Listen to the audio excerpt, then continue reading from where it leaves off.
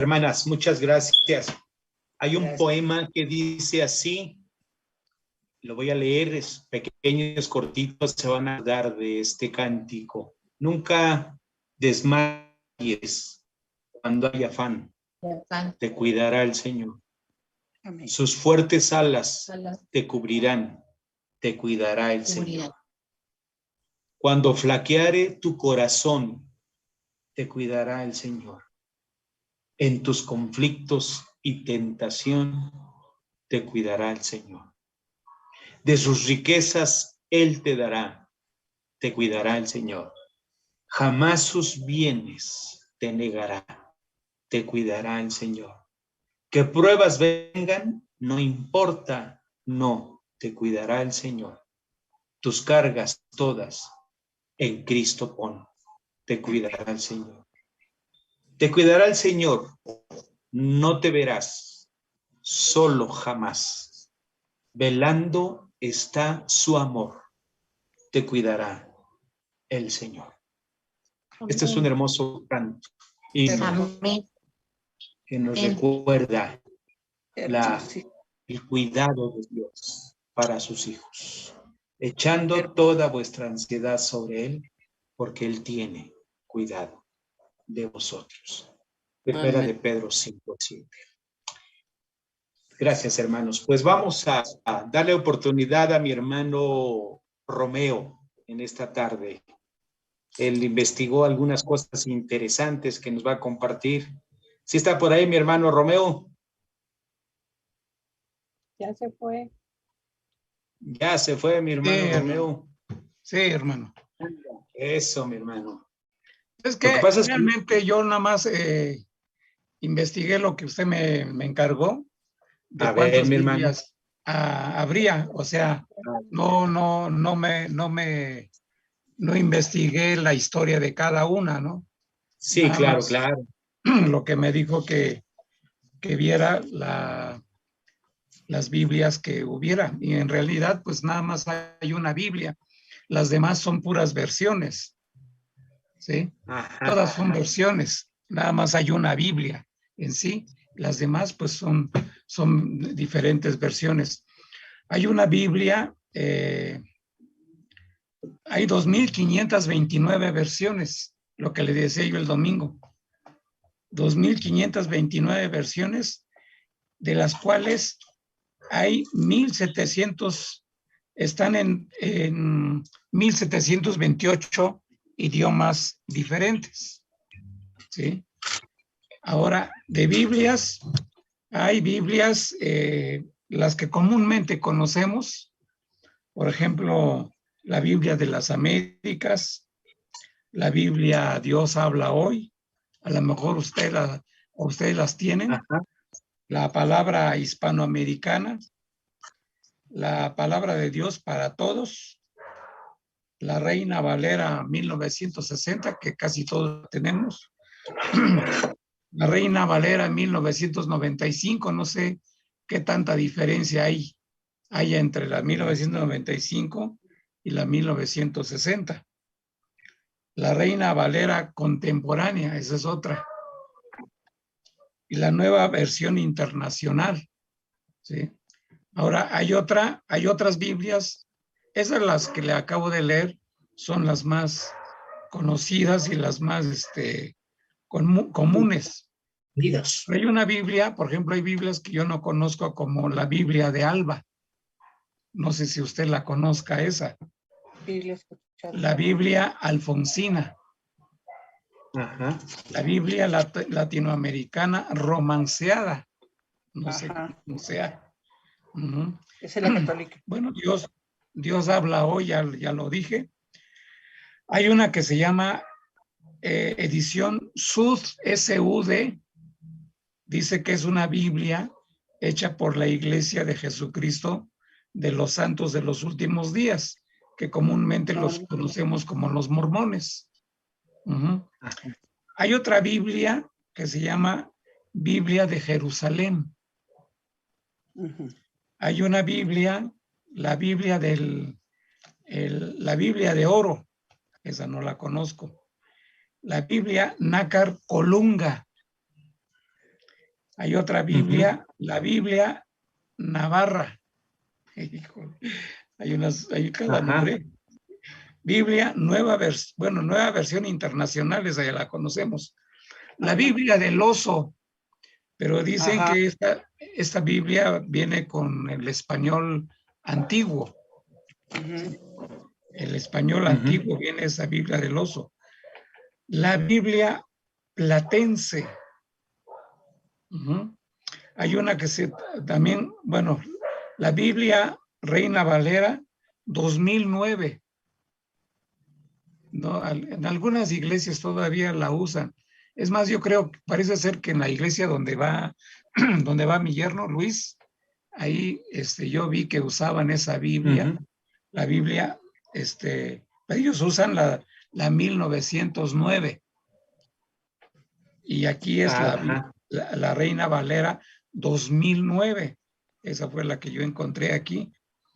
Y hay otra que se llama la Biblia Reina Valera Gómez. No, si hay unas Biblias que digo, pues a poco. No sé si estas Biblias realmente las ocupan todavía en alguna congregación, ¿no? Y hay una que se llama Sagrada Biblia de Magaña. Ok. Pues esas son las Biblias que encontré, pastor. Porque pues, hay muchas Biblias. Hay muchas Biblias que pues no sabe uno ahora, lo que le decía yo, que hay 2,529 versiones, de las cuales en 1,728 idiomas. ¿Sí? Entonces, así es. Eso fue más o menos lo que encontré con respecto a las Biblias. No me puse a indagar realmente así de meterme más a fondo quiénes tradujeron cada versión, ¿no? Y sería interesante, no sé, a lo mejor saber las distintas, por ejemplo, ver las distintas formas de interpretar, por decir Juan 3:16, ¿verdad? Por dar un ejemplo, ¿no? Por ejemplo, sí. Las distintas formas de interpretar la versión Juan 3:16. Sí. Romeo, no entendí entonces. ¿Cómo que dice usted que hay solo una Biblia, pero muchas versiones? Es esa única Biblia. Lo que yo leí es que nada más hay una Biblia, que es la Biblia en donde se supone que tal vez fue la primera Biblia que hubo cuando se hizo del arameo al hebreo y todo eso, ¿no? Y de ahí pues se hicieron todas las demás versiones. Eso fue lo que entendí, porque yo decía, bueno, si son nada más, es una Biblia, entonces yo entendí de que de esa Biblia se han hecho todas las versiones que tenemos, no sé. ¿Pero cuál es esa Biblia? No, ahí sí no investigué, hermana. Por eso le digo que yo investigué nada más las versiones que hay. Y encontré estas. No, si me pongo a ver las 2,529 que hay, no acabo. Sí. Claro. Sí, entonces, pero es interesante saber, yo también me quedé con muchas dudas, no nada más de eso, ¿no? Me quedé también con muchas dudas. Hay que meterse muy a fondo para investigar quiénes tradujeron cada una de las Biblias, ¿sí? Las diferentes versiones. Por ejemplo, no encontré aquí ¿Perdón? Y si pudiera haber diferencias o puntos significativos que las hacen diferentes. No empatar con la verdadera. Ajá. Pues sí, habría que investigar realmente cuál es la diferencia, o sea, si hay mucha diferencia entre una y otra, ¿no? Yo conozco una de las que yo tengo la de, conozco la de Dios habla hoy, Conozco la revisión 1960, la Reina Valera. Ajá. Conozco la Palabra de Dios para Todos y conozco la versión internacional. Son las 4 que yo de alguna manera puedo decir que uso. Hey. Las demás, pues no, las desconozco totalmente. No sé, pastor, si tenga algo que decir al respecto, sí, hermano, de las Biblias. No me dejaste Gracias. con más dudas, Romeo. Gracias, sí. Son un montonal, claro que sí, sí es cierto, 2,529 versiones Sí. de la palabra de Dios. Y esto es muy interesante, gracias hermano. Cuando uno se mete uno al asunto, vamos a encontrar diferentes Biblias en diferentes idiomas y en diferentes países. Ahora, quiero pensar que cuando hermano Romeo se refería a una sola Biblia, es cierto, hay una sola Biblia. La Biblia como tal, cuando se compone el canon de las Sagradas Escrituras y en el Concilio de Cartago en el año 397, se reconoce al Nuevo Testamento como tal. Ya se había reconocido el Antiguo, pero se reconoce como tal. Ya se le da el título de Biblia o Biblos. Recuerden que Biblia viene de Biblos, que es un conjunto de libros, que se deriva de ese término y que viene de ese material de Fenicia, de la corteza de una planta que nosotros la conocemos como papiro, ¿no? Entonces, sí, el famoso papiro, este material se hallaba en la ciudad de Fenicia, de Biblos, y de ahí toma el nombre la Biblia, la palabra de Dios. Jerónimo, en el año 400 después de Cristo, Jerónimo es el que San Jerónimo, como se le conoce, es el que le da este nombre de Biblioteca Divina a las Sagradas Escrituras, ¿sí? Entonces ya se estaba compilando, ya estaban todos los libros y se le da ese término. Entonces, como sabemos, hermanos, la Biblia se divide en 2 testamentos, que se deriva esta palabra del latín testamentus y nos habla, es un documento legal. Cuando alguien fallece, pues deja un documento y es legal, ¿no? Tiene que haber un difunto, un muerto. Pero aquí lo interesante en esto, en cuanto a la Biblia, es que la palabra que se usa es pacto. Recuerde, el nuevo pacto, antiguo y nuevo pacto. Recuerden que Dios hizo varios pactos con la raza humana.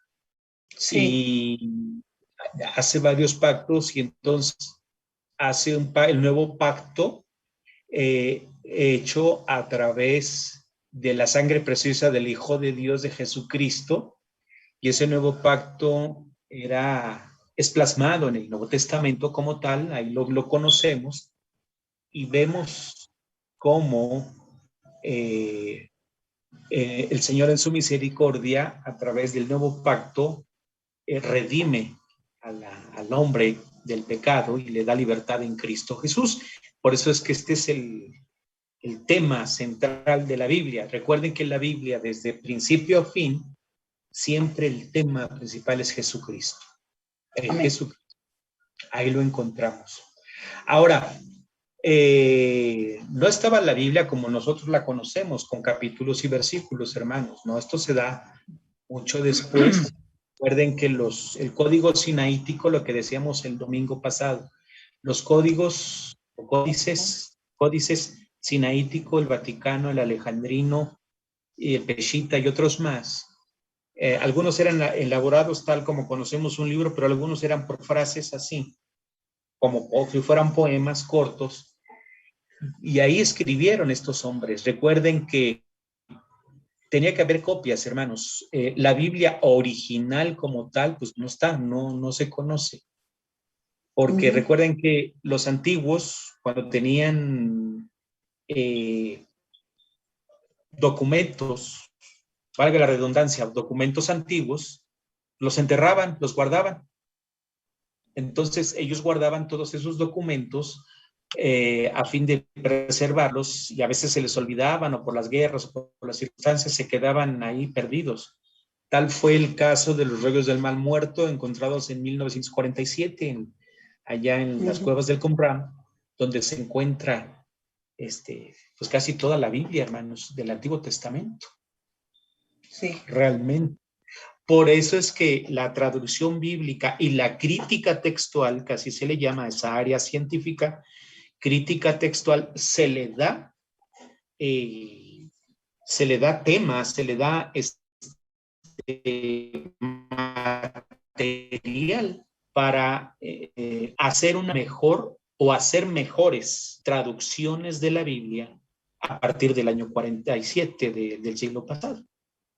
Por eso es que empiezan a surgir otras versiones, y en los últimos 30 años han surgido versiones como nunca en el mundo. Se ha impresa la Biblia, ha tenido, es el libro que más se ha llevado a la imprenta, hermanos. Más de 5,000 millones. Sí, el más importante. Así. Sí, más de 5,000 millones de copias de la Biblia en todo el mundo. Entonces, eso es muy interesante de la Biblia, porque ha trascendido el mensaje. Es un mensaje para todo el mundo, y en todo el mundo, aunque sean ateos y no quieran la palabra, deben reconocer que es el libro divino, el libro de Dios dado al hombre para que el hombre pueda conducirse en su vida. Por eso se hace norma de fe y práctica desde la antigüedad. Entonces, los libros de la Biblia fueron escritos más o menos entre 35 y 45 personas lo escribieron. Ellos estuvieron ahí entre sacerdotes, escribanos, pastores, profetas. Ellos estuvieron participando a través del tiempo. Entonces, por ahí, en el año 2220,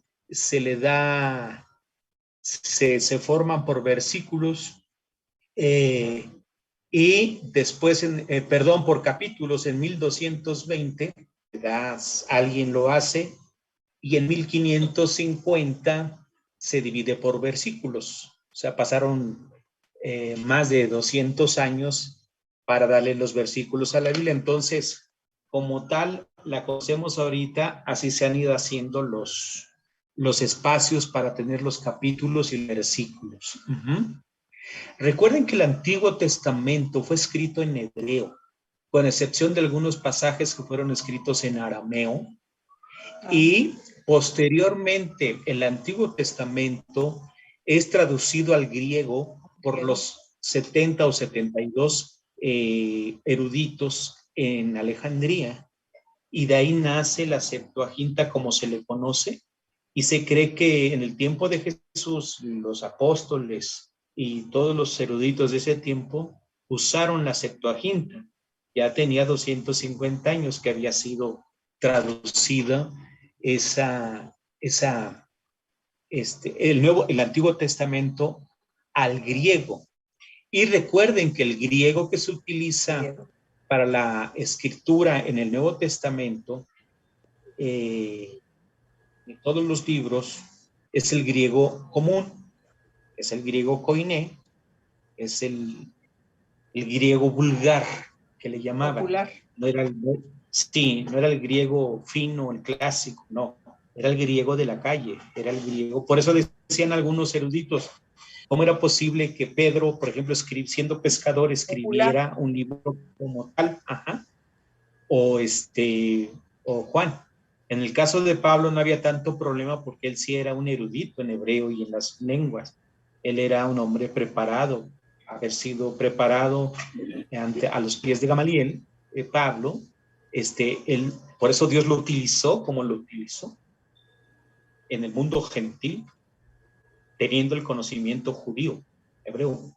Entonces vemos cómo Dios comienza a hacer todas estas cosas a través del tiempo, y vemos que entonces Dios inspiró a estos hombres, inspirar, soplar, el soplo de Dios, y usó a estos hombres para escribir.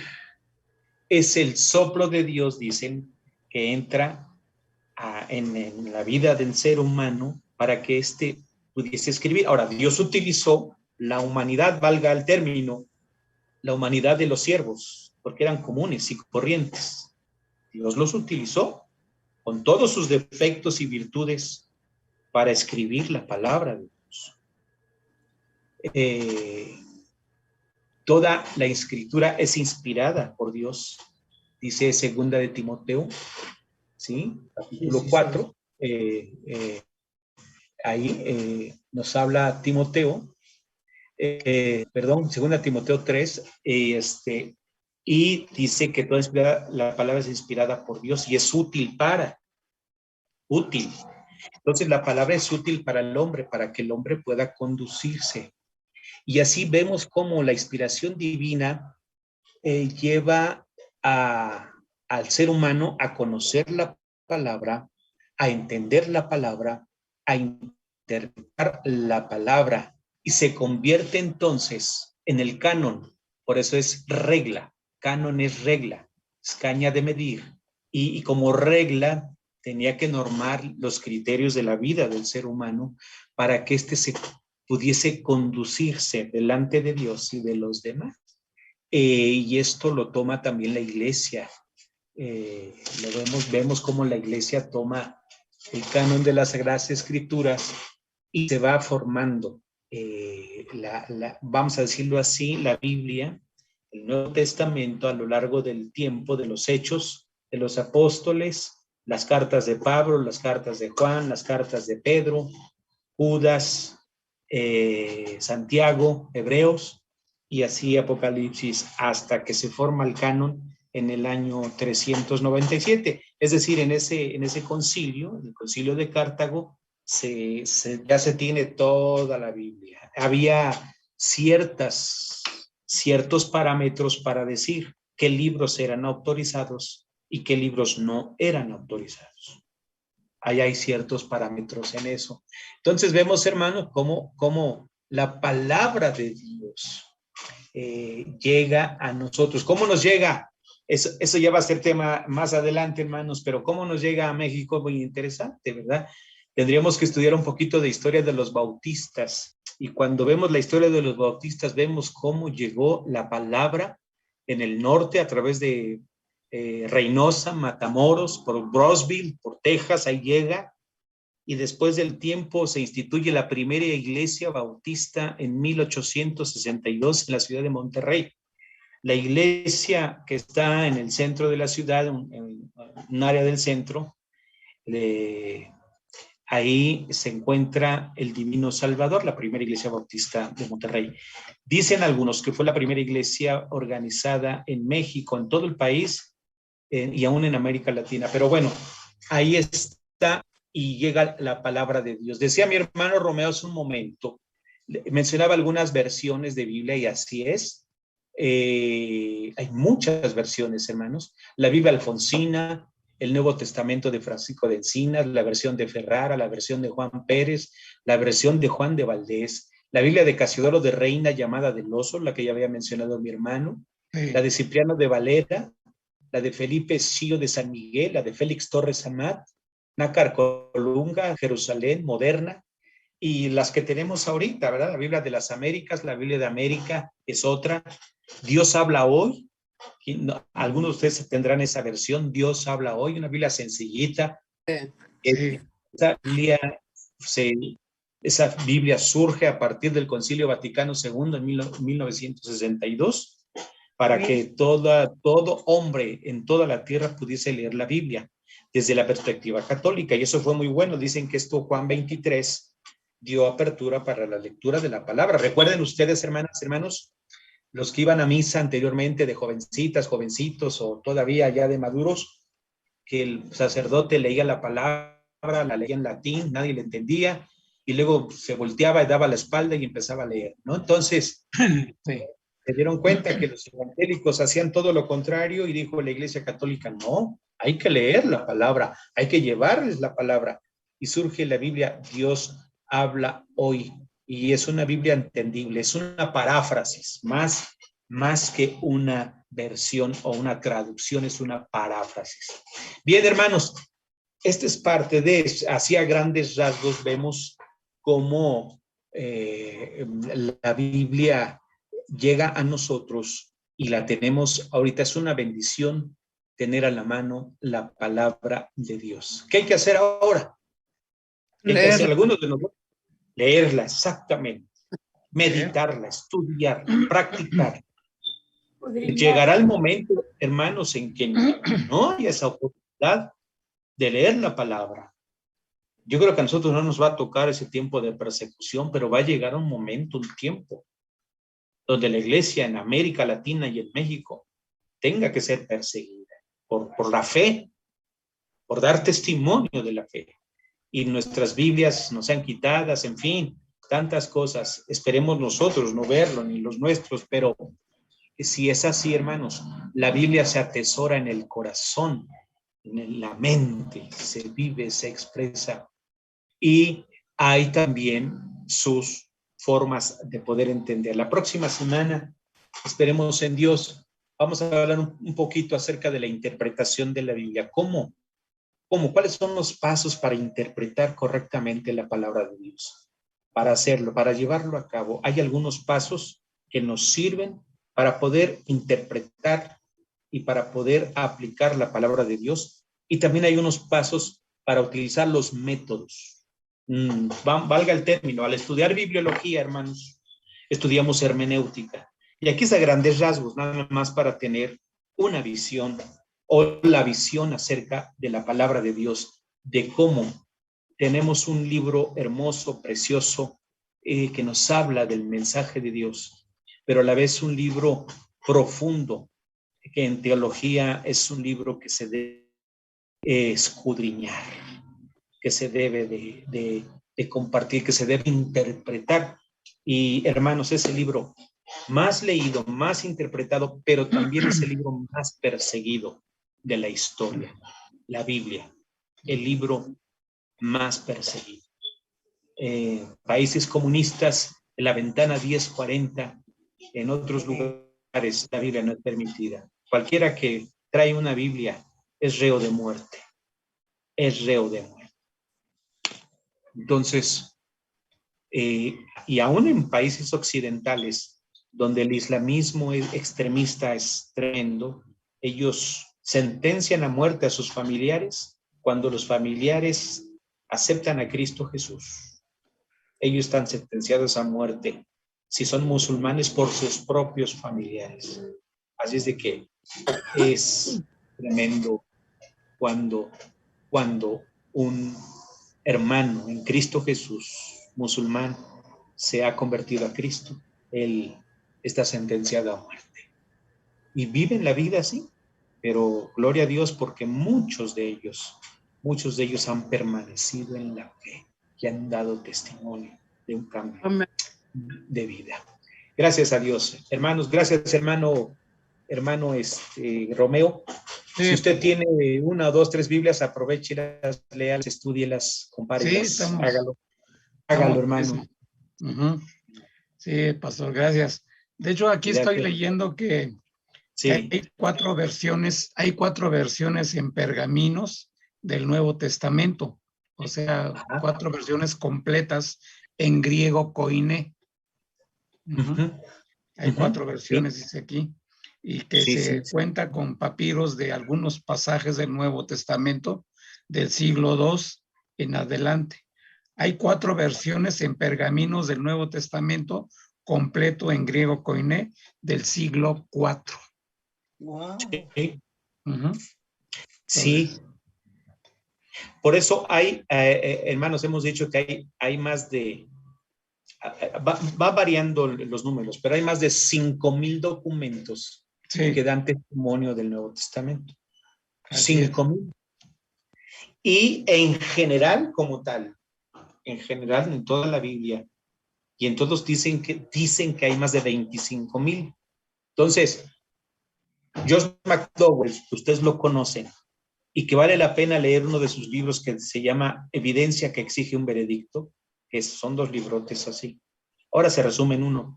Pero que él escribe, él estudia, él hace un análisis profundo y una investigación porque él era ateo, porque él quería refutar todo lo del cristianismo.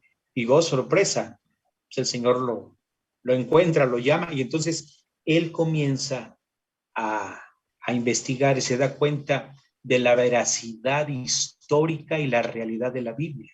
Y por eso entonces es evidencia que exige un veredicto. Ese libro no es de Josh McDowell. De Josh McDowell, ajá. Sí, ¿verdad? Sí. Sí. Josh McDowell, así se llama. Entonces, usted si lo puede tener a la mano, lo puede buscar en internet, hágalo. Él también tiene un librito que se llama Más que un carpintero, es para evangelismo, muy bueno, y hay parte de ese libro, a grandes rasgos. Pero vale la pena, hermanos. Entonces, si a usted le gusta estudiar, métase ahí para saber realmente de cómo nos llegó la palabra de Dios y lo que existe para dar testimonio veraz de que la Biblia tiene razón en todo lo Josh McDowell vino aquí a Ojo de Agua, pastor. Sí, me dijo, sí, usted me dijo que vino ahí a Estrella de Belén, ¿eh? Estrella de Belén, ya hace muchos años. Sí, estuvo ahí, él daba ya está grande, ya está cansado el hermano. Sí. Yo tuve el privilegio de compartir con él algunas conferencias por lo de la alianza ministerial a nivel nacional. Sí. La verdad que fue muy agradable el asunto porque es un erudito en la materia. Muy preparado. Sí, y entonces él da testimonio de eso. Cuando pase, amados hermanos, la COVID, Dios mediante, hay un museo en México que se llama el Museo de la Biblia. Vamos a ir a visitarlo como iglesia, como hermanos, para que nos demos cuenta de cómo lo que enseñan, lo que hay, para tener un acervo cultural más amplio y entender y saber que la Biblia que tenemos a la mano tiene un origen, tiene una historia y es la palabra de Dios. Amén, hermanos. Gracias. Gracias por este tiempo. Recuerden que es el mes de la Biblia, el de agosto, por eso estamos estudiando un poquito así, pero vale la pena que nosotros sigamos creyendo lo que la palabra de Dios dice. Pues vamos a despedirnos en esta hora, hermanos. Muchas gracias por su presencia, amados hermanas, hermanos. Dios les bendiga. Como siempre hemos dicho, no deje de orar. La oración eficaz del justo puede mucho. No deje de leer la palabra. Lo que dice Pablo a Timoteo, que desde la niñez ha sabido las Sagradas Escrituras. Ahí, según Timoteo 3. Entonces, que nosotros, ahora que hemos conocido a Cristo, la palabra de Dios sea nuestra norma de fe. No dejemos de leer. Y no dejemos de creer en Cristo Jesús, de ejercer la fe y de poder estar comprometidos con el Señor. Así es de que hay mucho trabajo espiritual y hay mucho trabajo que hacer en relación a la oración. Vamos a despedirnos en esta hora. Gracias, hermanas, hermanos. Dios les bendiga a todos ustedes. Esperemos en Dios vernos en el culto el próximo domingo, algunos físicamente, otros a través del YouTube, pero juntos somos más que vencedores en Cristo Jesús. Jesús. Hermano Miguel, ¿está por ahí mi hermano Miguel? Sí, hermano. ¿Nos quieres despedir, mi hermano Miguel, dando gracias a Dios por esta reunión donde Cristo está y que Dios bendiga esta noche y el día de mañana? Desde luego que sí, hermano. Oremos al Señor. Señor bendito y Padre Celestial, cuántas gracias te damos, Dios, por la oportunidad que nos has dado de empaparnos más de tu palabra, Señor, más del conocimiento bíblico, más de estas situaciones, Padre, que a veces desconocemos porque no nos hemos puesto a estudiar, Señor bendito. Danos, Señor, la oportunidad de prepararnos un poco más para ser más eficaces. Es importantísimo, Señor, el conocimiento de tu palabra, Señor, de sus orígenes, Padre, y es maravilloso poder compartirlo con los hermanos. Gracias te damos, Señor, por esa oportunidad maravillosa de poner en tus manos peticiones y agradecimientos, Dios. Y en esta hora, Señor, que terminamos esta sesión de aprendizaje, te queremos, Señor, poner en tus manos la vida de cada uno de mis hermanos, Señor, sus corazones, Padre Santo, sus peticiones, Padre mío, sus agradecimientos. Delante tuyo todo está, Señor. Te damos gracias, Señor, por la reunión, por esta bendita ocasión de estar juntos como hermanos en armonía, Señor. También por todos aquellos que no lo pudieron hacer por diversos motivos. Dios mío, ve por ellos y por su vida, su salud y sus necesidades, Padre. Gracias te damos, esperando que nos bendigas en esta noche de descanso para muchos de nosotros, Señor, y que nos prepares, si es tu voluntad, bendito Dios, y estar listos para un día nuevo, el día de mañana, Padre Santo. Todo esto te lo agradecemos en el bendito nombre de nuestro amado Señor Jesucristo. Amén, Señor, bendito.